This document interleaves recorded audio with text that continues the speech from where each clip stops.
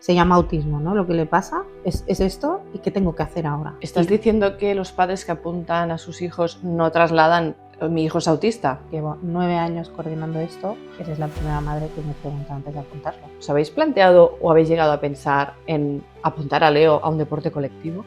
El rechazo a que puedan haber niños neurodivergentes en los deportes y en las extraescolares es un hecho. Que los primeros que lo entienden es que son los niños. Hay veces que dependiendo de la actividad es mejor que vaya al cumpleaños, socialice, juegue, ir a la terapia exclusiva del psicólogo, ¿no? ¿Qué haces si te dan 100.000 euros? Madre de Dios. Hola Cristina. Hola Nuria. Muchísimas gracias por haber dicho que sí a estar aquí conmigo y hacer esta entrevista contigo. Hombre, gracias a ti por invitarme, evidentemente. Me gustaría hablar de 3 cosas contigo. ¡Wow! Por un lado, eres madre de un niño autista. ¿Cómo es tu experiencia y cómo ha sido y cómo está siendo vuestra experiencia en relación con el deporte? Luego también me gustaría hablar de una asociación que has colaborado junto con otras personas a organizar en Montcada Reixac. Y también me gustaría hablar de un nuevo podcast que también habéis estado organizando y de hecho ya tenéis algunos capítulos publicados, sí, que también es muy interesante y también está relacionado con la salud mental. Bueno, te digo que sí a todo. Creo que son 3 temas súper interesantes que me gustaría pues hablar contigo.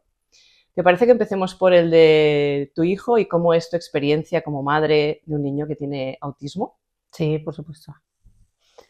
¿Qué te cuento? ¿Por dónde empiezo?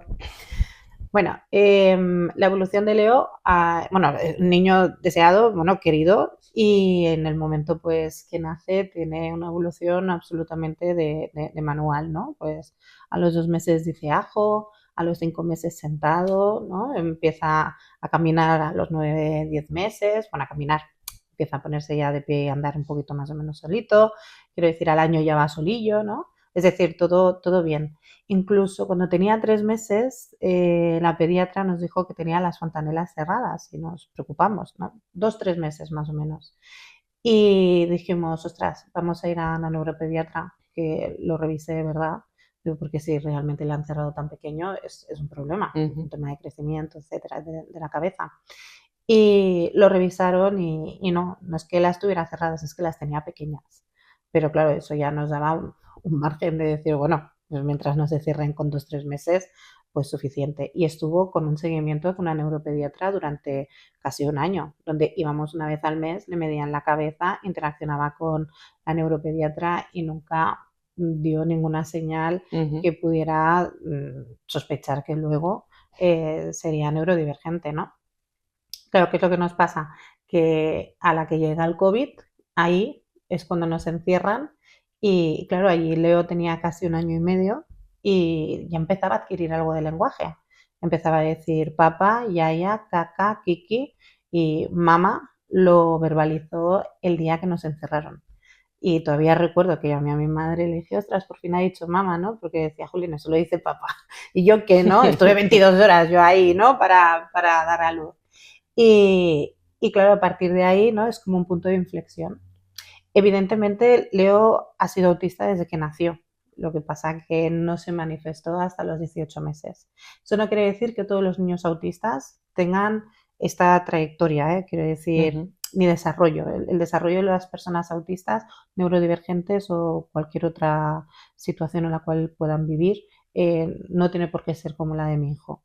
Es decir, hay niños que desde muy pequeños a lo mejor tienen hipersensibilidad al sonido o les molesta que los cojan desde bebés y están o todo el día llorando o ni siquiera sonríen.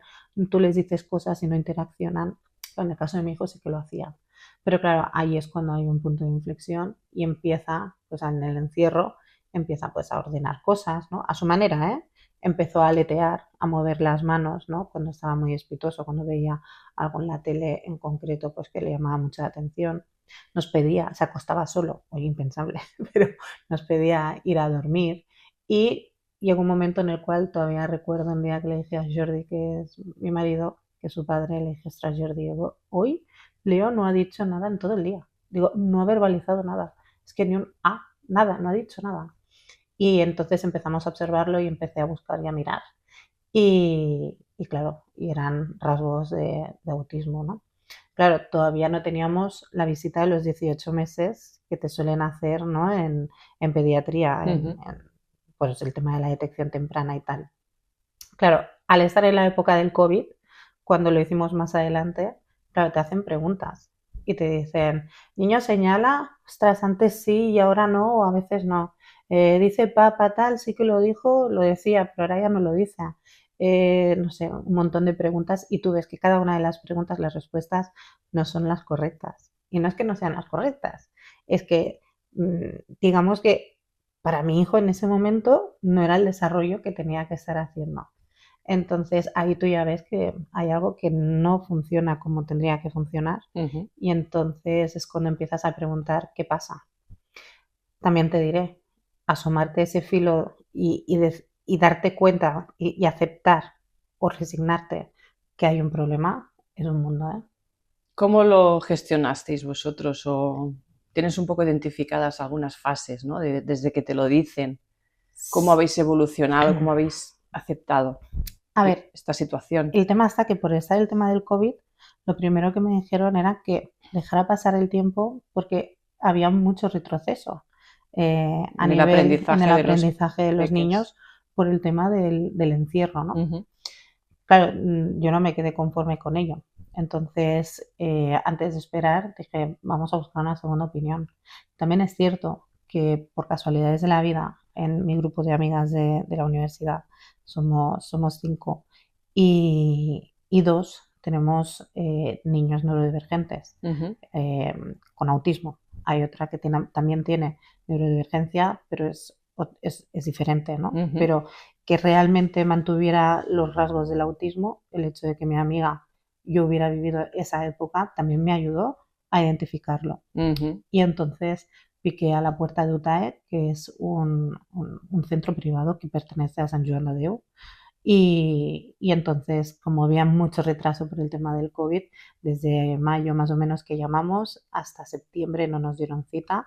Y a lo largo de todo ese tiempo, claro, está la incertidumbre. Y creo que la incertidumbre es de las peores cosas que tenemos, ¿no? El no poder, el no tener la capacidad de poder anticiparte, ¿no? Hacia un posible problema. Y esto lo puedes extrapolar pues a una analítica, ¿no?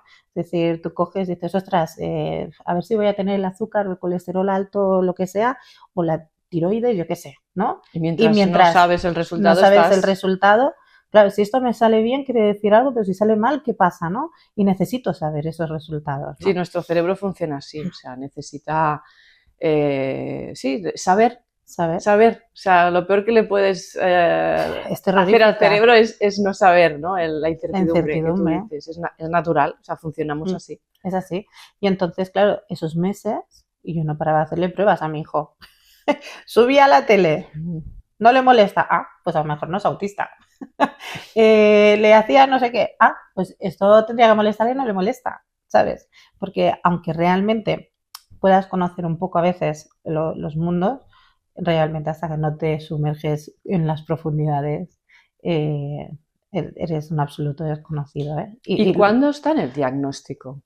Pues mira, nos dan el diagnóstico a los 21 meses de Leo. Empieza la guardería, que es con 2 años. ¿Y sientes que cambia algo? Ahora que estabas hablando ahora de incertidumbre, cuando realmente ya te dicen esto es lo que le pasa a Leo. Absolutamente, porque yo siempre explico que cuando en el momento que te dan el diagnóstico, ¿no? Tú imagínate que estás en un centro comercial y tienes que ir a un sitio en concreto y no sabes, y vas a ese mapa que hay en todos los centros comerciales y te dicen, tú estás aquí.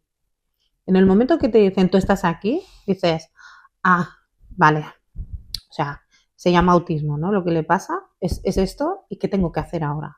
A partir de aquí ya empiezas a buscar las posibles soluciones, herramientas que le puedan ayudar al pequeño. ¿Y nos pasó también de por qué? O sea, ¿cuál es la causa de y cuándo empezó y por qué Leo? Tú decías antes, a partir de un momento cambió, no siempre fue así. ¿Estas preguntas han sido contestadas? Entre sí y no. Es decir, el autismo muchas veces, mientras no se manifiesta, ¿de acuerdo? En el momento que se manifiesta es como si le dieran un botón y desaprendiera todo lo que ha aprendido. Pero cuando dices manifestar, yo interpreto que ya estaba ahí Sí, y de repente hay un clic exacto. y... Es ese botón que no sé por qué, ¿no? Mi hijo, la evolución, y de golpe le dan un botón y todo lo que había aprendido deja de aprenderlo. ¿Podría ser el encierro, ese botón? No. La causa de... Hubiera pasado igual. Es una cosa que yo pensé y llegué a, a darle muchas vueltas, porque digo, ostras, a lo mejor le hubiera sido autista igualmente, pero a lo mejor sí que hablaría ahora, ¿no? A lo mejor el encierro le afectó de alguna manera, ¿no? Porque al final estaba como depresivo, ¿no? La parte del encierro. Y a lo mejor no sé, hay alguna parte emocional que no tiene la posibilidad de verbalizar, porque claro, yo al final es no verbal y hasta ahora, pues ahora ha hecho 6 años, sigue llevando pañal. Entonces, a lo mejor el encierro tal, no, el autismo es así. Leo es así por naturaleza y sí que ha ido avanzando, empieza a decir alguna cosa, tiene un gran entendimiento de lo que viene a ser el entorno. Lo que pasa que lo que viene a ser las frustraciones o el que él no entienda, pues que, sobre todo si no le avanzamos a dónde va, ¿no? La anticipación, etcétera y tal. Entonces ahí sí que a él le crea esa incertidumbre que todos nosotros decimos, ¿no? Que no nos gusta. Pero que a él le cuesta muchísimo más de gestionar que a nosotros. Claro, porque si no le anticipas, él no entiende dónde estoy, dónde voy, qué hago. Y si además no tiene la capacidad por ahora de poder verbalizarlo y expresarlo, ostras, es doblemente frustrante. Entiendo yo, vamos. ¿En qué momento vosotros decidís que es bueno que Leo haga deporte? Pues creo que siempre, es decir, siempre y ha sido así porque dentro de lo que viene a ser, aunque era muy pequeñito, claro, a los 2, 3 años siempre ha hecho como mucha actividad, ¿no? Es un niño inquieto y después de hacer terapia, porque claro, Leo va a terapia desde los 2 añitos, pero también vimos que la natación le iba muy bien. Entonces, luego lo apuntamos a natación. Y después de apuntarlo a natación, dijimos, ostras, a lo mejor apuntarlo a taekwondo también le iría bien. ¿Qué visteis? ¿Por qué dices, vimos que le iba muy bien la natación? ¿En qué, Pues, cómo lo valorasteis? Bueno, primero porque está contento. Esto es básico, ¿no? Su ilusión cuando está en el agua o... Claro, es decir, y que realmente el deporte es muchas más cosas, no solamente es jugar, hay una motricidad detrás, hay una atención, ¿no? Es decir, tienen que estar pendientes de muchísimas más cosas. Y la verdad es que yo creo que el deporte es básico para que todos los niños, tanto si tienen necesidades especiales como no, tengan acceso a él, ¿eh? Yo creo que es importantísimo. Lo que pasa que sí que es cierto que cuando hay una necesidad especial, aquí es donde empiezan a haber ya estas separaciones, porque no está adaptado las extraescolares a los niños con necesidades especiales. ¿Os habéis encontrado con algunas dificultades para que Leo desarrollara los deportes que queríais y que quería él? Mira, te voy a decir que, por ejemplo, con la natación, yo hablé con la persona que coordina el tema de los cursos, no sé si toda la piscina, todas las piscinas, pero hablé con él en su día, le dije, oye, mira, yo quiero apuntar a mi hijo aquí, en el curso escolar. Pero es autista. Entonces, lo que yo no quiero es que mi hijo tenga una mala experiencia en la piscina, ¿de acuerdo? Que esto luego repercute en muchos más ámbitos. Repercute en la ducha, repercute en lavarse las manos, en muchísimas más cosas, no solamente en que luego quiera o no quiera ir a la piscina, todo lo que pueda comportar con el agua. Es como un anclaje, ¿no? Si genera un anclaje que le genera un malestar, eso queda.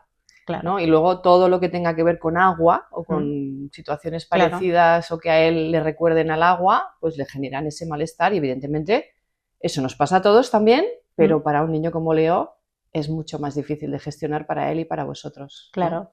Entonces, hubo una cosa que me sorprendió muchísimo y la explico justamente por esto, y es que él me dijo, dice, ostras, dice, te agradezco que me lo digas, dice, porque llevo 9 años coordinando esto, ahora llevará más, pero en su día me dijo, llevo 9 años coordinando y dice, eres la primera madre que me pregunta antes de apuntarlo. porque generalmente los apuntan. Luego los niños, claro, se escapan, corren, van para arriba, para abajo. ¿Estás diciendo que los padres que apuntan a sus hijos no trasladan mi hijo es autista? No lo dicen. No lo dicen porque se pueden encontrar, o a lo mejor se han encontrado que les dicen que no los pueden apuntar. Entonces, claro, antes de que te digan que no pueden apuntarlo, yo cojo, te lo suelto y luego ya buscaremos opciones. Entonces, eso me pareció primero muy revelador, ¿me acuerdo? Porque eso quiere decir que el rechazo a que puedan haber niños neurodivergentes en los deportes y en las extraescolares es un hecho. Pues luego esa ya buscarán, podría ser luego la ya causa. buscarán. Pero bueno, quizá también tenga que ver con los propios padres a la hora de sentirse cómodos, a la hora de trasladar esa noticia, esa realidad. Podría ser también. Puede darse, no te lo niego, porque hay veces que los propios padres, pues yo antes te decía, ese abismo, ¿no?, de aceptar que hay un problema. Ostras, yo fui para allá y dije para adelante. Pero mira, todavía lo pienso y me emociono. Pero sí que es cierto que puedo entender que hayan padres que digan, yo no quiero pasar este límite. Claro. Y no es bueno para el niño, porque al final a quien perjudicas es al niño. Pero ahí también hay una parte que puedo empatizar con esos padres. Lógico, totalmente. Uy, me he puesto intensita, pero sí, pero el problema está que para que esos niños tengan el apoyo, realmente cuesta dinero, porque tiene que haber una persona ahí. Un refuerzo. Tiene que haber un refuerzo. Entonces también entiendo que hayan padres que digan, oye, mira, yo no digo nada, lo apunto. Pero al final y la ya realidad buscaremos. cae por su propio peso. Sí, es un hecho, ¿no? Son cosas que no se pueden esconder. Hace años sí que los escondían, ¿no? Generación de nuestros padres y abuelos, cuando había alguien, ¿no?, que se salía de la norma, lo escondían en casa. Sí. Hoy creo que podemos estar contentos de que realmente ese miedo, ¿no?, esa vergüenza ha desaparecido. Y no solamente yo, evidentemente, o sea, hay un montón de madres, tanto en la asociación que decías, que es Sumadmir, o incluso el Sindicat de Mares, que para mí son verdaderas heroínas. Una labor muy importante, la de dar visibilidad, sí, para normalizar esa situación. Claro.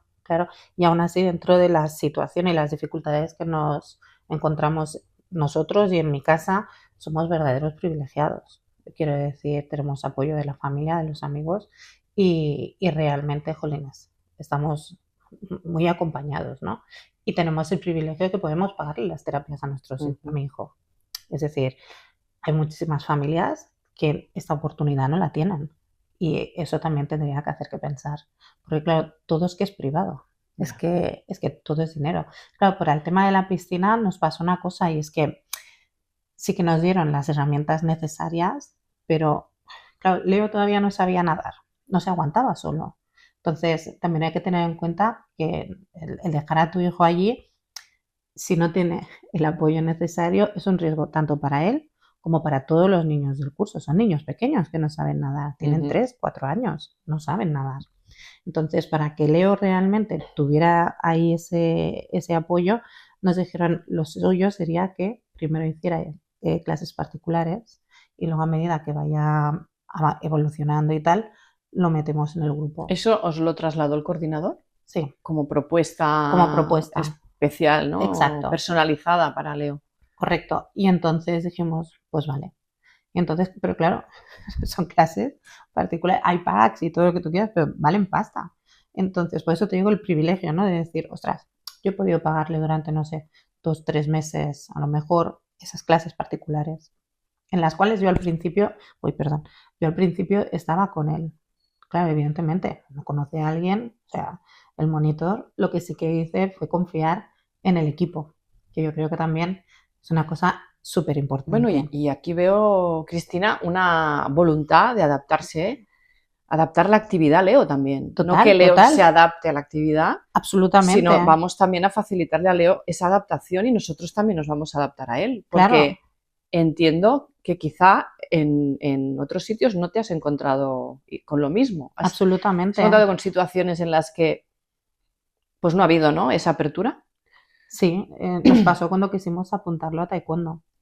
Claro, entiendo que muchas veces la gente, es decir, yo no me lo tomé como un rechazo, porque soy muy consciente de que la persona que yo tenía delante no era consciente ni de lo que me decía, ni era consciente de lo que supone el autismo. Entonces, eso también hay que tenerlo en cuenta.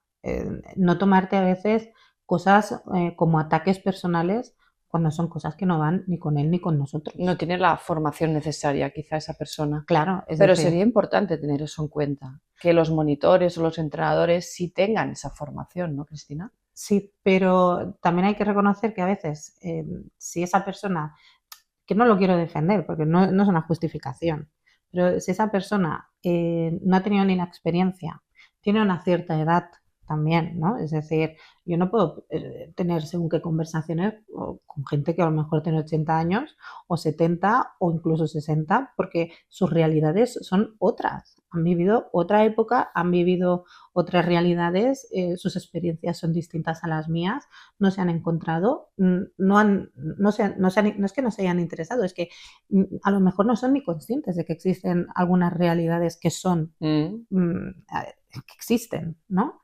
Y yo no puedo combatir contra eso. O sea, yo tengo que elegir lo que son mis batallas, ¿no? Entonces, yo hay estas cosas que no puedo perder el tiempo en eso porque es que es una pared. Entonces, claro, en el momento de cojo, quiero apuntarlo a taekwondo y me dicen que yo no puedo estar presente en la clase. Claro, yo le digo, ostras, es que mi hijo requiere de esa atención. Y me dijo, es que es discriminatorio para el resto de niños. Dije, bueno, pues, puede ser, no lo sé.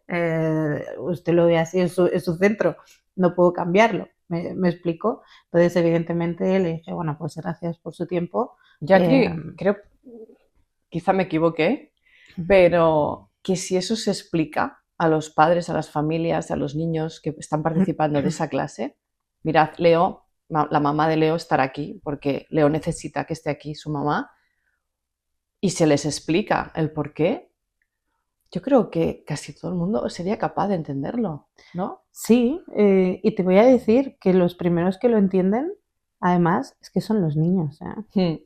Es que es una cosa curiosísima porque muchas veces infantilizamos a los niños y son mucho más listos que nosotros, pero vamos, años luz. No tienen tantos prejuicios. Claro, es decir, nosotros al final, como adultos, inculcamos prejuicios a los niños que no tienen. Y creo que ahí, ¿no? Hay un, no sé cómo decirte, hay como una energía, un valor, que los niños siempre son maestros nuestros. Y nosotros que fuimos niños nos hemos olvidado de eso. Yo lo veo en mis hijos, por ejemplo. Cuando ven a un niño que necesita ayuda, van y lo ayudan, no piensan. ¿Y quién me ayuda a mí, por ejemplo? ¿No? Por el hecho de la diferencia, ¿no? Si él es ayudado, ¿por qué yo no? Bueno, porque yo no necesito ayuda. Y se sienten cómodos con esa realidad. No piensan, yo también quiero, porque si tú tienes, yo tengo que tener. Eso es como un análisis que a veces hacemos los adultos. Total. Y los niños no lo hacen. Los niños lo ven normal, que si ese niño necesita una ayuda se le ayude y si yo no la necesito, no. Es más, se sienten orgullosos de poder hacerlo solitos. Total. Pero evidentemente todo es un camino, ¿no? Es un viaje. Entonces, en el momento que me encuentro en esa situación con el taekwondo, ostras, voy a otro sitio y me encuentro con Diego Carrillo, que es una persona maravillosa. Le expliqué, mira, me vuelvo a emocionar. Le expliqué y me dijo, para adelante. Claro, ¿qué es lo que pasa? Que en la clase que iba Leo eran niños muy pequeñitos. Y Leo la adaptación, digamos que al principio es un poco, como dicen en Galicia, rabudiño. Entonces se me puso intensito y ahí pues los lloros, las broncas, los gritos, etc. Claro, a los niños más pequeños claro, no tienen la capacidad de coger y decir, bueno, yo me centro en esto, ¿no? Porque son pequeños todavía. Y digo, ostras, me dijo, oye, Cris, me pasa esto, ¿qué te parece si venís en la hora siguiente? Claro, en ese momento, cualquier otro sitio, o incluso él podría haber tenido la oportunidad de decir, oye, mira, Cris, es que me alteras mucho, lo siento, hasta luego. Pero él no, él me dio la oportunidad de cambiar el horario, donde era un grupo más reducido de niños más grandes, con lo cual Leo, el día que decía que era de la China y estaba más enfadado o estaba más cansado, es que claro, es que al final son niños, y tal, pues la clase podía mantenerse y continuar y la verdad es que muy guay. La verdad es que fue súper empático, un profesional excelente, súper cariñoso y con Leo se portó súper bien y creo que también fue un aprendizaje para todos, ¿eh? Quiero Exacto, decir. exacto. ¿Os habéis planteado, porque hasta ahora Leo ha practicado deportes individuales, ¿os habéis planteado o habéis llegado a pensar en apuntar a Leo a un deporte colectivo?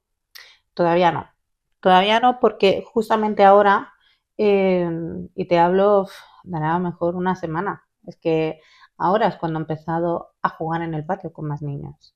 Mira, me emociono otra vez, jolines. Voy a estar llorando todo. Soy una intensita, ¿eh? Pero sí que es cierto que ahora he empezado a jugar con niños. Bueno, Entonces, es un avance increíble a correr en el es patio. un poco ver cuando él está preparado para las cosas, ¿no? Estar muy atento a eso. Claro. Es que, ¿sabes qué pasa? Muchas veces los padres vamos con expectativas con nuestros hijos. Y cuando tu hijo a lo mejor funciona diferente, en el momento que te quitas esas expectativas y le das su tiempo, se vive todo distinto. Porque es decir, y yo he caído ahí, ¿eh? Quiero decir, fíjate, mi hijo no habla, ¿no? Ahora empieza a decir cositas, ¿eh? No construye una frase, pero ahora empieza a decir cosas. Pero cuando era más pequeño, ostras, yo estaba pesadísima ahí. Ahora tiene que hacer lo de los turnos, ahora tiene que hacer no sé qué. ¿Por qué? Porque intentaba que él llegara a lo que se supone que tenía que hacer a su edad, ¿no? Y la expectativa de pensar, no, claro, es que ahora si esto no lo hace, luego en el futuro no puede hacerlo. Y eso... Hay un miedo. Sí, profundo. Y claro, y en el momento que, ostras, y hay una angustia, porque claro, cuando no lo hace, me cago en la mar, que no lo ha hecho, ¿sabes? ¿Y ahora qué? Olvídate. Es decir, hay que darle el tiempo que él necesita. Eso lo veo mucho yo en mi día a día. Y en muchas familias distintas y muchos niños también diferentes, que todavía pretendemos que el avance del niño sea el que toca, ¿no? El que nosotros hemos estructurado pues, por los cursos escolares, según la edad, pues un nivel de competición X, y te diré que en y el cada caso, niño exacto, tiene su proceso y no pasa nada. Correcto, es decir, no solamente en el caso de Leo que yo decía, no, es que esto tiene que hacerlo, ¿no? Y tenemos que trabajar más y tal, no sé qué, para que él llegue, ¿no? Y eso no hace falta que sea un niño neurodivergente. No. Esto lo puedes extrapolar a cualquier padre. Cuando el padre dice, no, es que tiene que tirar, yo qué sé, 20 metros y solo ha conseguido 18, tiene que ensayar más para que consiga. No, olvídate, es tu hijo, juega con él. Ya llegará a los 20 metros si es necesario. Y si no llega, ¿qué pasa? Nada, pues venga, hasta luego. ¿No? Respetar los tiempos de los niños también les da confianza y seguridad de no compararse con otros y sentirse válidos tal como son en el momento en el que están. Claro. Antes hablabas de las dificultades, bueno, de que todo es muy caro, ¿no? De que tener un apoyo para Leo pues está significando un esfuerzo económico para vuestra familia. En ese sentido, tú te has organizado con unas madres, has montado una asociación que se llama Sumat Mir en Moncada y Reixac. Unas amazonas son, unas guerreras. Y cuéntame un poquito más, ¿por qué os habéis decidido hacerlo? ¿Cuál es el objetivo? ¿Y qué estáis viviendo? ¿Cuál es vuestro día a día? Pues, ¿por qué lo hemos creado? Pues porque esto es como Matrix, un error del sistema. O sea, es que no tendríamos que existir. Es que el problema es que esto no tendría que darse, las asociaciones como nosotras. Pero por desgracia tenemos que estar ahí, ¿para qué? Pues para dar visibilidad, para concienciar, para divulgar, para que se vean lo que comentábamos antes de las realidades, ¿no? La asociación se crea en un momento, en un proyecto que el propio Ayuntamiento de Moncada crea las jornadas de la diversidad. Entonces nos llegan a todos los padres, ¿no? A todos los colegios de toda Moncada, si queremos participar en las jornadas de la diversidad, pues a montarlo, etcétera y tal. Disculpa. Entonces, en ese momento, pues las que estamos ahora en Sumat, nos conocimos ahí donde Jessica Segovia, que formaba parte de la regiduría de Moncada, pues ella también es madre de un niño neurodivergente autista y evidentemente, pues, oye, vamos a tirar esto para adelante, ¿no? Vamos a ver qué hacemos. Claro, también se quieren involucrar a las AFAS, ¿no? Y la FAMPA, ¿no? La FAMPA la organiza, digamos que es como una asociación de todas las AFAS, ¿no? Y entonces se crea ahí una comisión de la diversidad y bueno, y la verdad es que hubo una sinergia muy chula, ¿no? Entre las que somos ahora de Sumat. Íbamos como muy a tope, fue una experiencia increíble y maravillosa, de verdad, poder participar en aquellas primeras jornadas. Pero luego ya nos vinimos como muy arriba y dijimos, ostras, aquí hay que hacer algo más. Es que queremos hacer más cosas, ¿no? Es que, claro. Y entonces a partir de ahí dijimos, oye, pues para adelante, para adelante. Y entonces creó Sumat, donde hay pues un equipo maravilloso de mujeres brillantes, luchadoras, valientes, que dicen hasta aquí. Mujeres. Mujeres. Sí, mujeres. No hay hombres. No, porque los cuidados eternamente han sido a base de mujeres. Quiero decir, fíjate que antes hablaba del sindicato de Amaras, ¿no? Que el sindicato de Amaras son madres que tienen pues sus familiares a cargo, ¿no? Sus hijos, generalmente, y tienen una frase que me parece súper reveladora: el amor no paga facturas. Y eso es un hecho. Y es que Olga, por ejemplo, que forma parte del sindicato de Amaras, que tenemos el privilegio también de que forme parte también de Sumat, es que es una mujer increíble, increíble. Y evidentemente, aún teniendo pues una hija con un 99% de discapacidad, que realmente necesitan, ¿no? Pues los apoyos, ¿no? Siempre hay piedras en el camino y tienes que ir apartándolas. Y cuando no tienes piedras, tienes un palo en la rueda. Y evidentemente todo es muy difícil, muy complicado. El objetivo de Sumat al final es recaudar dinero para darle apoyo a las escuelas de Moncada, ¿eh? Quiero decir que no estamos aquí hablando de, no sé cómo decirte, no estamos hablando de recaudar para investigación, que es básico y fundamental, sino estamos hablando de dar recursos a los colegios donde van nuestros hijos. Es que a día de hoy es que es difícil, ¿eh? ¿Qué tipo de recursos podéis dar a estas escuelas? A ver, nosotras hemos recaudado en las dos jornadas, en cada jornada, entre 5 o 6 mil euros. Cuando hicimos lo que viene a ser la asociación y se hizo las jornadas de la diversidad, acotamos desde infantil, ¿no? Es decir, desde P3 hasta sexto de primaria. Hay 10 colegios. Evidentemente, Moncada es un municipio pequeño, con lo cual, o relativamente pequeño, que si lo comparas con otras poblaciones, como puede ser, me lo invento, bueno, no me lo invento, existe, Sabadell, ¿no? ¿Cuántos colegios no tiene Sabadell? Es que, claro, es que es muy difícil organizar tantísimos colegios. Es que es muy difícil. Claro, y todos los colegios. Para repartir entre todos estos colegios podéis llegar hasta donde podéis llegar. ¿Qué tipo de recursos les estáis ofreciendo? Sobre todo tema de materiales para que puedan dar a los niños con necesidades especiales. Es decir, que si realmente recaudamos pues esos 500 euros por colegio para que puedan comprar material, que sea material específico para niños con necesidades, ¿vale? Que me dice, una vez me comentaba una chica, dice, ostras, dice, pero que sean para todos. Dijo, no, o sea, que yo te entiendo, pero un mueble donde guardar cosas, esto no es el objetivo. Que van a necesitar... faltando recursos para dar apoyo a estos niños. Claro, es decir, y ese necesitamos... es el objetivo de la asociación. Claro, que necesitan tijeras que sean adaptadas, que sean de más de 2 dedos, pues ese tipo de tijeras, porque lo normal es que no hayan esas tijeras, que sean las típicas, ¿no? Que puedan tener pues un espacio, pues cuando estén agobiados y tal, pues poderse sentar y relajar, ¿no? Lo que se llama el espacio de la calma. Pues que si tienen, yo qué sé, muñecos sensoriales, es decir, que los relaje, ¿no? Y están espitosos, están, no sé, están gritando, se están moviendo mucho. Vamos a hacer que se relaje, ¿no? Porque, ostras, una clase con niños, es que hay muchísima energía ahí. Entiendo también objetos que pueden utilizarse para practicar deportes también. deportes que a lo mejor no están adaptados tal y como son a sus necesidades y a lo mejor pues unas pelotas especiales, ¿no? Para Correcto. poder Pelotas practicar. sensoriales, por ejemplo. Es decir, todo este tipo de cosas es a lo que destinamos nosotros el recurso, ¿no? Es decir, para eso nosotras recaudamos para que pueda aprovecharlo el propio colegio.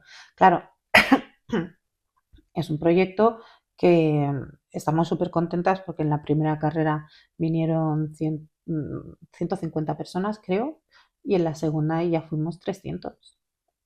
Ostras, es que es muy guay ver cuánta gente, ¿no?, hay aquí en estas jornadas.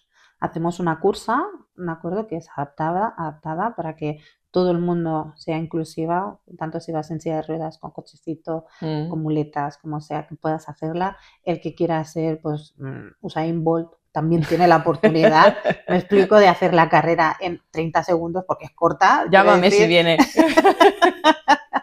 Entonces, hay todo, ¿no? Están todas las opciones. Y luego a lo largo de ese fin de semana, pues hay diferentes actividades, ¿no? Pues de formación, de divulgación, sobre todo, pues el hablar en primera persona, ¿no? En primeras jornadas hablamos del autismo en primera persona y ahí se ve cómo en una diferencia de 20 años las realidades son muy dispares. Además es que es tan importante, volvemos un poco a otra vez lo de informar, ¿no?, a todos y a todas, porque principalmente cuando tenemos miedo de alguien o nos cuesta acercarnos a alguien y demás, es por desconocimiento.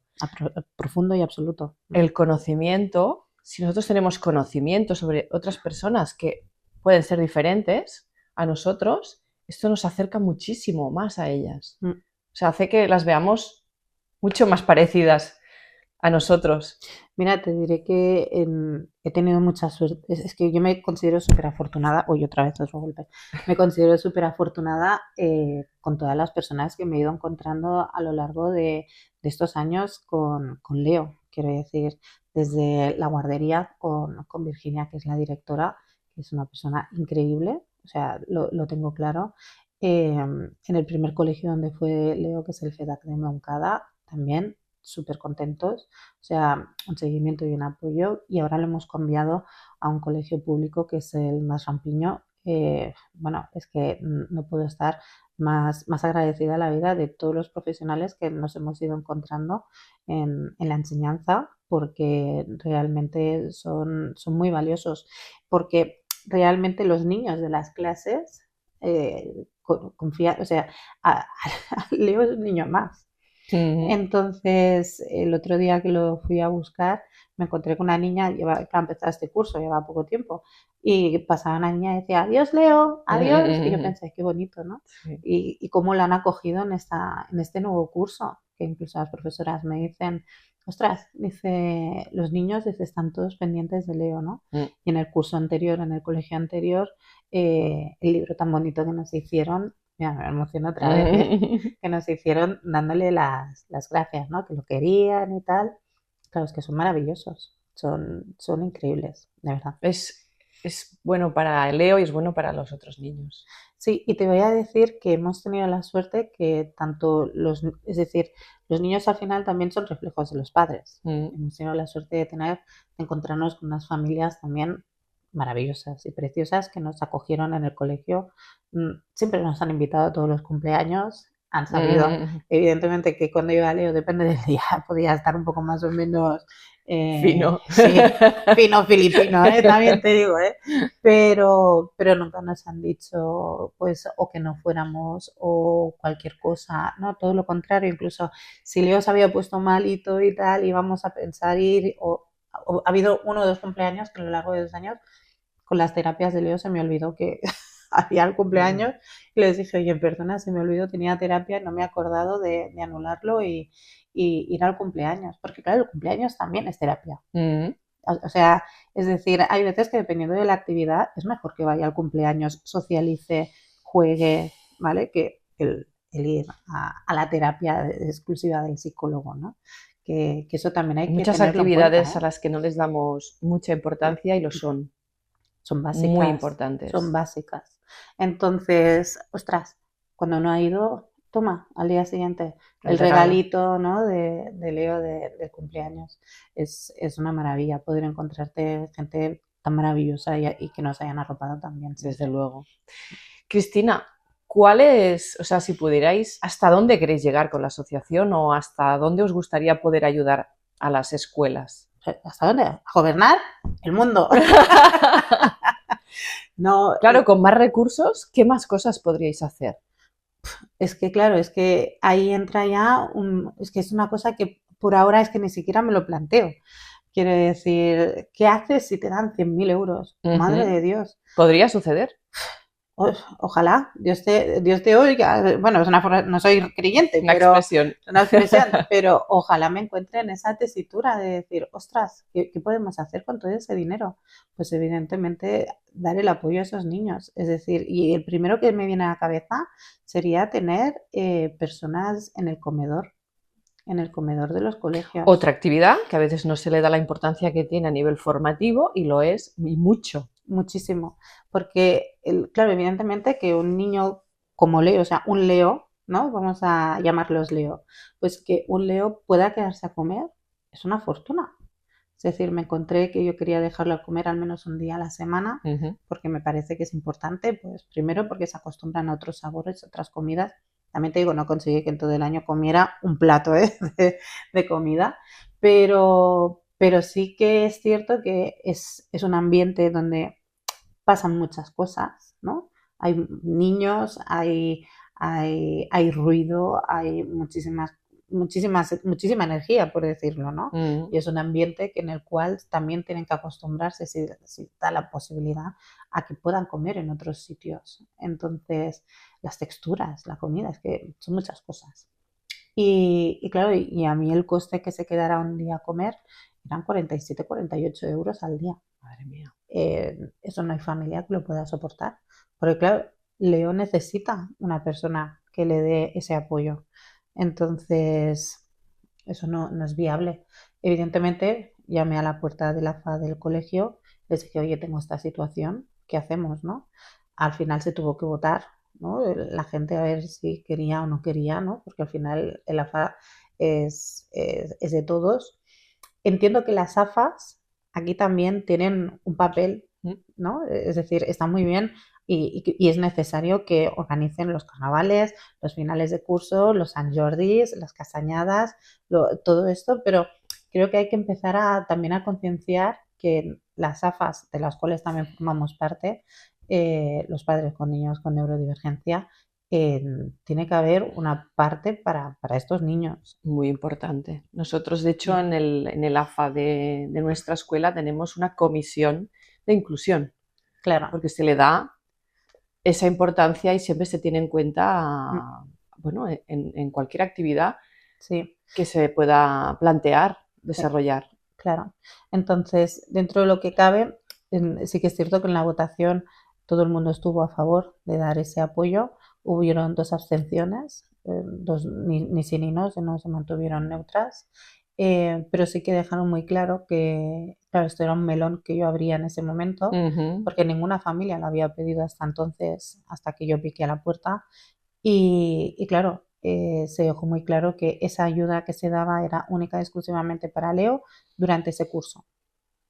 ¿Por qué? Porque puede darse también la situación de que otras madres puedan pedir ese apoyo y no es barato. Entonces, claro. Supongo que hay que analizar cada caso, cada situación y las posibilidades que tiene la AFA de hacer ese esfuerzo. Correcto, pero es decir, que yo no quiero que quede aquí, que se dé a entender que la AFA tenga que pagar estos apoyos, ni mucho menos, ¿de acuerdo? Pero sí que entiendo que los colegios, ¿de acuerdo? Deberían dar ese apoyo de esas 2 horas libres, porque claro, ¿en qué se acogen todos los colegios? Son horas libres, que no son horas lectivas. ¿Me explico? Pero sí que es necesario. Primero porque para los padres hay muchas madres, porque generalmente son madres más que padres, que tienen que dejar de trabajar porque a la hora del mediodía no pueden darle la comida a su hijo. Entonces tienen que ir a buscarlo y tienen que darles de comer. Tan real y tan simple como eso. Entonces, ¿quién pide la reducción de jornada? ¿Quién cobra menos? ¿Quién deja de trabajar? Pues quien se dedica siempre al cuidado, que es la madre, ¿no? Entonces, dentro de lo que cabe, pues también sirve para que esas madres que a lo mejor también son cuidadoras, al menos haya un día a la semana que tenga la hora de comer para descansar. Que esto también es una cosa que creo que se pierde de vista, ¿no? Cuando una persona es cuidadora 24 horas, ¿quién cuida del cuidador? Es otro melón que ya hablaremos otra vez. Es un gran tema. Y hablando de descansar, parecería que una madre como tú, que trabajas en una entidad bancaria, Sí. Eres madre, estás en una asociación y además, me sobra tiempo. Como te sobra tiempo, montas un podcast. ¿Qué te parece? O sea... Cuéntame, porque el podcast también está, bueno, personas que tú conoces de otras asociaciones, ¿no? De otras movidas tuyas tochas. Sí. Y además está relacionada con la salud mental. Absolutamente. Mira, antes de hablar del podcast, te voy a decir que puedo hacer todas estas cosas por lo que yo te hablaba antes, ¿no? Por el apoyo que yo tengo a mi alrededor, quiero decir. Y creo que sirve para cualquier ámbito en la vida. O sea, las cosas no las puedes hacer nunca solo. Y creo que es una sociedad que va cada vez más hacia el individualismo y creo que tenemos que empezar a despertar y darnos cuenta que no lo puedes hacer todo solo. Que no somos súper hombres, ni súper mujeres, ni súper personas. Incluso, aunque te creas que todos los problemas los puedes solucionar solo, no. ¿Y quién te ayuda, ya que has abierto este melón? Claro, es que estaba haciendo la introducción. Estaba haciendo la introducción porque, claro, uno de los pilares indispensables en mi vida son mis padres. Es decir, como creo que casi todos los abuelos, ¿no? Que ayudan a todas las familias trabajadoras. Pero, ostras, es que yo sin mis padres, de unido, lo que me ayudan. Claro, piensa que la hora del mediodía quien se encargan son mis padres, yo estoy trabajando. Mi marido está trabajando. Entonces, ¿quién me ayuda? Mis padres, evidentemente. Los abuelos. Los abuelos. Madre mía, los Un pilar abuelos. indispensable, El otro día hablaba con alguien que me contaba la importancia de los abuelos también en el mundo del deporte, cómo los abuelos pues han ido a buscar a los niños a colegio porque sus padres estaban trabajando y cómo han podido esos niños practicar deporte porque han habido esos abuelos detrás que les han llevado a entrenar, ¿no? Incluso les han acompañado a los partidos cuando sus padres por horarios no podían Absolutamente. Y lo absolutamente necesarios, imprescindibles, importantes que son y han sido. Total. Y a veces olvidados, ¿no? Como un poco a la sombra. Sí, porque los abuelos al final son aquellas personas que por generación, ¿no? Pues se casaron jóvenes, tuvieron hijos jóvenes, han trabajado y han tirado adelante con las familias y cuando ya están retirados y tranquilos, venimos los hijos y les digo, toma, para ti. Que yo tengo que trabajar mucho. Ahora tengo que trabajar, ¿no? Quiero decir, pero sí, no, sí, mis padres, vamos, evidentemente en el día a día y mi marido, evidentemente que nos organizamos para que cada uno pueda tener ese espacio. Porque además hay una cosa que el otro día comentaba en el podcast, ¿no? No sé quién dijo, alguien, ¿no? Dice, ostras, dice, cuando son polos opuestos, las parejas no funcionan, ¿no? Te puede funcionar un tiempo, pero luego es una relación tóxica asegurada. Los que son como muy iguales están destinados al aburrimiento profundo. ¿Y qué es lo bueno? Pues la intersección. Es decir, los que se complementan, ¿no? Exacto, los que compartes cosas y luego tienen intereses distintos, ¿no? Claro, mi marido tiene, pues, sus amigos, sus cosas, tiene un grupo de música, tal, él es batería, no vive de ello, pero bueno, quién sabe. Y yo pues al final me llamo Cristina del Valle, que también forma parte de Sumat. Un día me dijo, oye Cris, ¿te animas a hacer un podcast? Y yo, por supuesto, no tengo nada que hacer. Tenía mucho tiempo libre, no sabía dónde destinarlo. Exacto. Y Cristina, que es una persona maravillosa, además es presidenta de Sumat. Que no hemos dicho cómo se llama tu podcast. Así. Cristis existenciales. Porque evidentemente somos dos Cristinas, ¿no? Y surgió así el nombre y dije, pues mira, pues para adelante. O sea que... ¿Y qué hacéis? ¿Qué hacéis en vuestro podcast? Pues mira, hablamos de salud mental y es un podcast de unos 45-50 minutos. Tiene una estructura pues que primero hablamos pues de películas o algo referente pues del mundo de la cultura, ¿no? Pero películas que hablan sobre temas sobre un tema de salud concreto. mental o en Un tema general. concreto, del tema que vayamos a hablar, ¿no? Es decir, hemos hablado pues de la salud mental y en el ámbito laboral, pues una película que puede hacer referencia al método Grohlholm, por ejemplo. Bueno, esto es la obra de teatro, el método, ¿no? Es la Brutal. película. Está... Es decir, por ejemplo, o que hemos hablado también sobre la salud mental y el sexo, ¿no? Pues, oye, pues vamos a hablar ¿de qué? Pues 50 sombras de Grey, pues mamarrachada profunda. Pero luego tenemos series tan guays como la de Fácil, ¿no? Que está en Movistar, que te plantea el mundo de la discapacidad en muchísimos ámbitos, y uno de los temas es hablar sobre la discapacidad y el sexo, ¿no? Es decir, y es todo un mundo, porque también plantea un tema muy, muy, muy, muy controvertido, como puede ser la infertilidad en las personas con discapacidad, ¿no? La eugenesia, ¿no? Bueno, pues es un tema. A mí me da sentimientos encontrados, también te digo, pero te plantea allí temas muy interesantes, que te hace que pensar y dices, bueno, ¿y la sociedad para dónde vamos, no? Es decir, ¿quién soy yo? Porque claro, a mí me plantea, ¿quién soy yo para decir que mi hijo no pueda tener hijos? ¿No? Tiene todo el derecho, pero a fecha de hoy todavía no sabe ni cuidarse solo. Claro, debe tener la capacidad también de educarles y cuidarles. Ya no solo Leo, eso lo podríamos extrapolar a muchas familias, ¿no? Que el hecho de tener hijos porque puedo, pero luego ya no físicamente solamente poder. Exacto. Sino que implica muchísimas más cosas el hecho de tener hijos, y a veces quizá la naturaleza no nos permite ser del todo conscientes, porque hay como algo natural, ¿no? Biológico, animal, que nos lleva a procrearnos, claro. Pero claro, luego en la sociedad en la que vivimos, el mundo que tenemos, la humanidad, implica muchísimas cosas el hecho de tener un hijo. Total.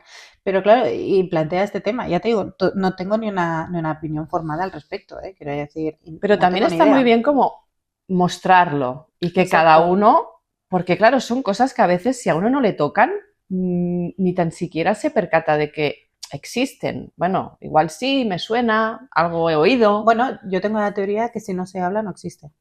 Entonces, claro.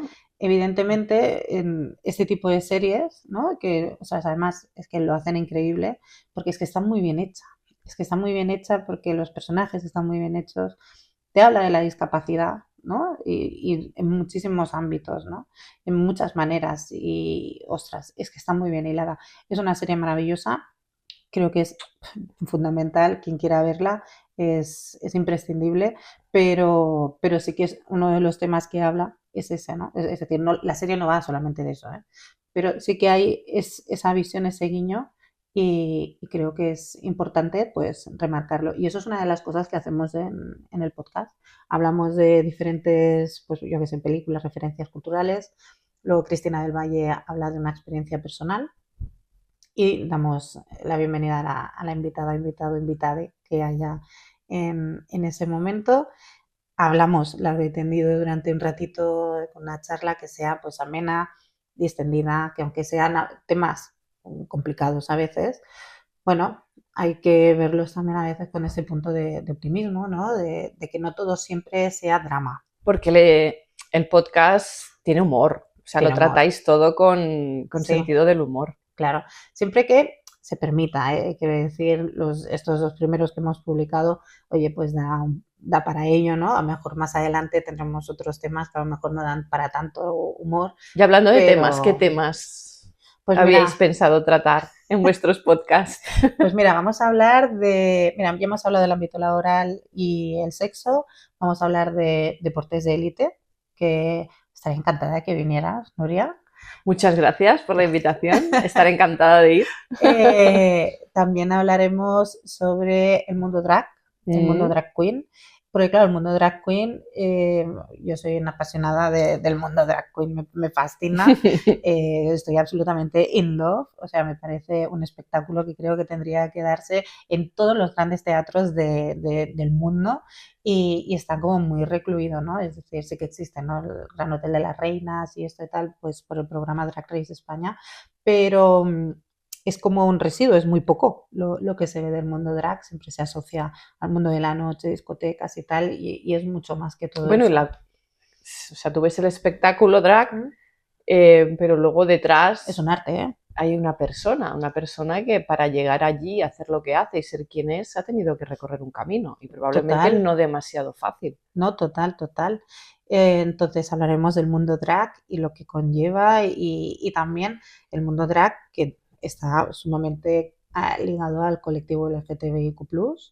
También hablaremos con un chico que él es psicólogo y hablaremos también de los TCAs, los trastornos de conducta alimentaria, no solamente en las mujeres, sino en los hombres, que creo que es como un tabú, ¿no? Es decir, esta masculinidad, ¿no? Que tiene que ser siempre hombres fuertes, tal, pues oye, pues a lo mejor también tienen trastornos alimentarios y no tiene la visibilidad, ¿no? Que siempre se asocia a que los TCAs los tienen las mujeres y eso tampoco tiene por qué ser así, que eso no quita que es donde haya más impacto, ¿eh? Cuidado.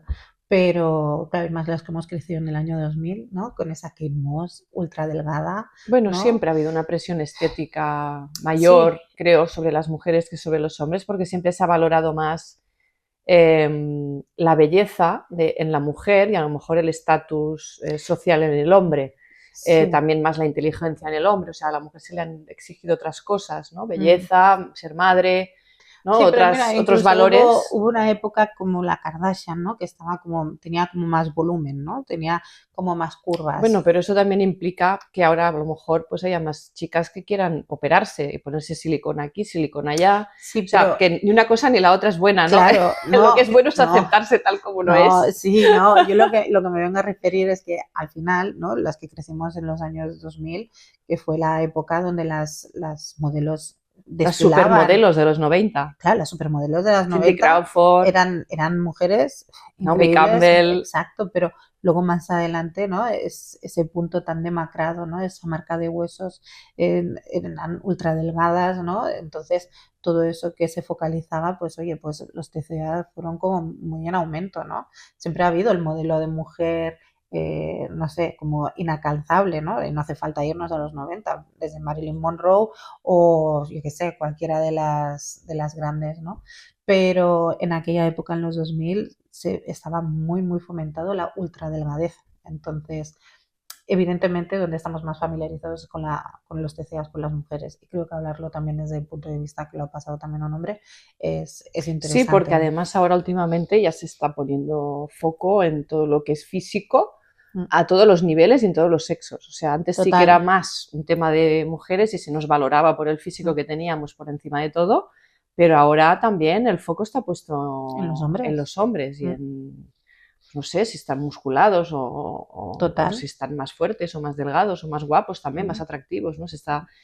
Todo to- esto está absolutamente. más al orden del día que antes. O Correcto. Sí, antes sí. quizá no era, bueno, no era tan mirado, no se valoraba tanto Correcto. la belleza física en un hombre. Correcto. También hablaremos del autismo, quiero decir, tocaremos muchísimos, muchísimos temas para que nos lo expliquen en primera persona y profesionales. ¿Y deporte de élite? ¿Por qué habéis pensado que sería un tema para hablar?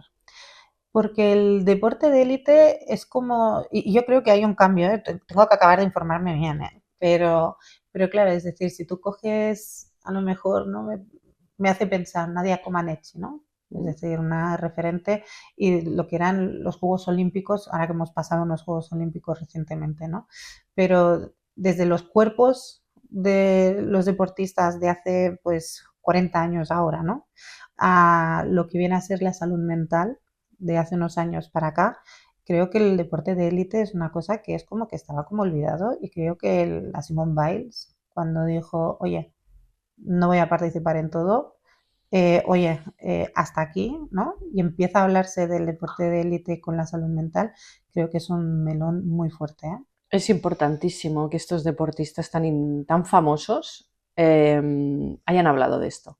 Sí, Porque yo que he sido deportista, cuando tú tenías un problema, te lo callabas.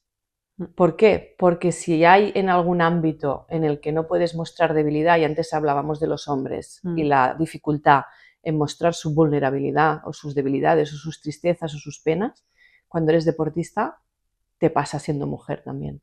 O sea, no puedes mostrar que no estás fuerte de cabeza, porque total. automáticamente quedas descartado. para un contrato, para ir a la selección, para que cuenten contigo. Y está muy bien porque todos somos personas y todos tenemos nuestros momentos mejores y peores. Y luego algo muy importante, que no todo es la competición. A veces el deportista se come a la persona. Y algo que también es muy importante es que no, cuando un deportista está mal, no todo es porque se le presiona mucho, no todo es porque se le exige mucho. Muchas veces son cosas que vienen de su vida personal. Yo creo que afectan a su profesión. Me atrevo a tirarme a la piscina sin tener idea, pero creo que aquí pesa más la parte personal que incluso la profesional, ¿no? Porque... ¿Qué pasa? Que hay una exigencia tan grande a nivel profesional que si no estás muy bien, se nota mucho. Claro. Pero no todo es porque entreno mucho, porque compito mucho, porque tengo que hacerlo muy bien. No. Eso es una exigencia muy alta, sí. Pero yo no estoy bien por otras razones. Correcto. Y eso también es importante visualizarlo. Fíjate que también tenemos, pues, tanto Andrés Iniesta o... Es que no sé pronunciar Ricky bien. Rubio también. Ricky Rubio y el Kirkik, que es que no sé cómo se El Kirkik. El Bojan Kirkik, no sé. Bojan, el futbolista. ¿Bojan? Sí. ¿Cómo se llama el apellido? Yo lo llamo Bojan. Bojan, pues yo lo llamo Kirkik, ¿sabes?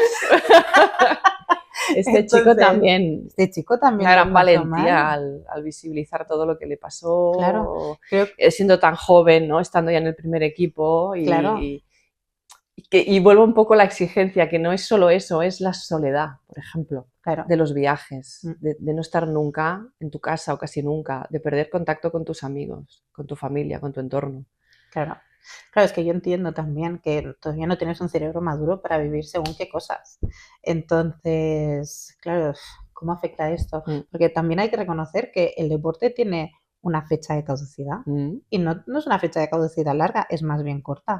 Entonces, no sé yo hasta qué punto quemas etapas o a lo mejor no las vives en la época que te toca, las vives ya más tarde y entonces aquí hay un desfase que a lo mejor... Y a esto me hace recordar la importancia del retiro, o sea, la preparación del deportista para cuando va a retirarse, porque, o sea, es un cambio de la noche a la mañana, dejas de ser quien has sido durante toda tu vida de una manera muy intensa y muy comprometida para pasar a ser otra persona con otra profesión y te diré algo, a no ser nadie.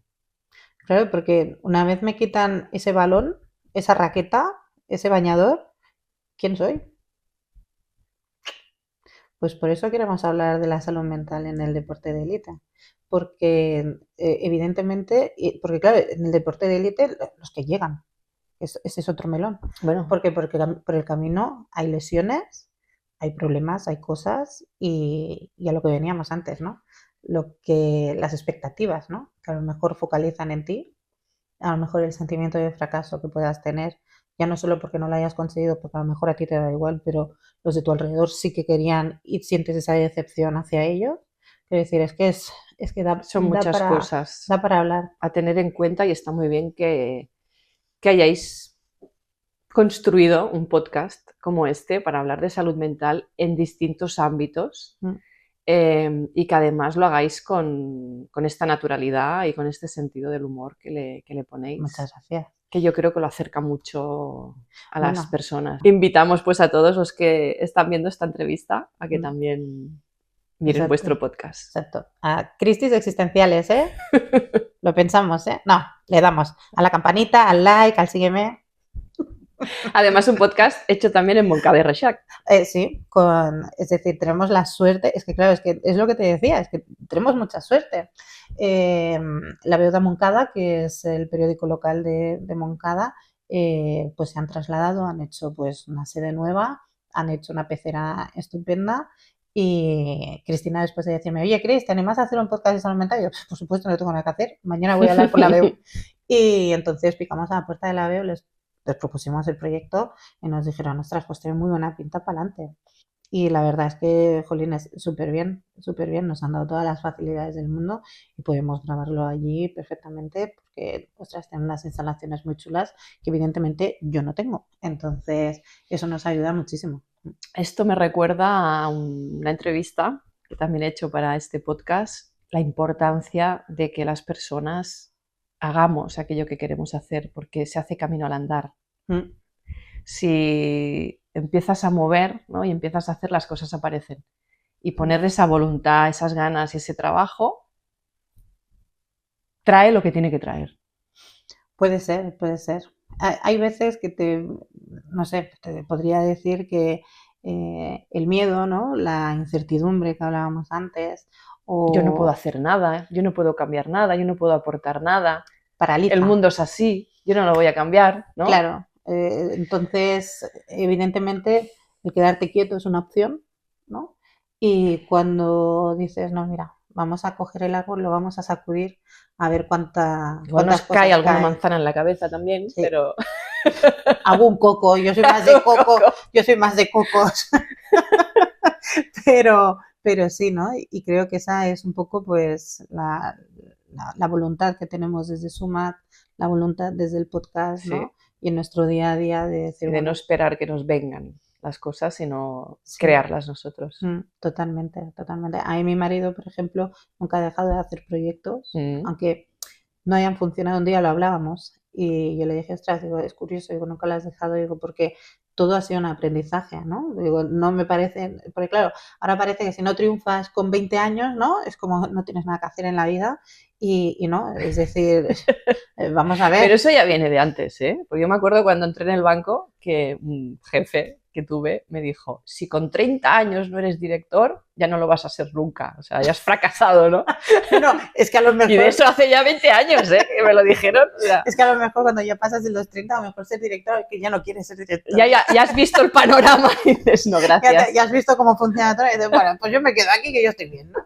Pero sí, y la verdad es que me parece todos los proyectos que ha hecho, porque claro, al final también ha ido a Madrid, Radio 3, a una cosa, ¿no? Es decir, ha ido haciendo cosas y todo es un camino y un aprendizaje y se ha encontrado con gente maravillosa. Es decir, a veces me explica historias mi marido y digo, ¿cuántos años tienes? 140, vamos a ver. Yo siempre digo que hay más gente buena que mala. Absolutamente. Y lo digo porque me lo enseñó mi marido, porque yo también venía un poco herida de guerra de mi pasado y mi marido me ha enseñado a, no, Nuria, no todo es así, ábrete y deja que la gente entre en ti y date tú también a los demás. Y es una cosa que me la enseñó él con su amor. Fíjate, qué bonito, ¿eh? Sí.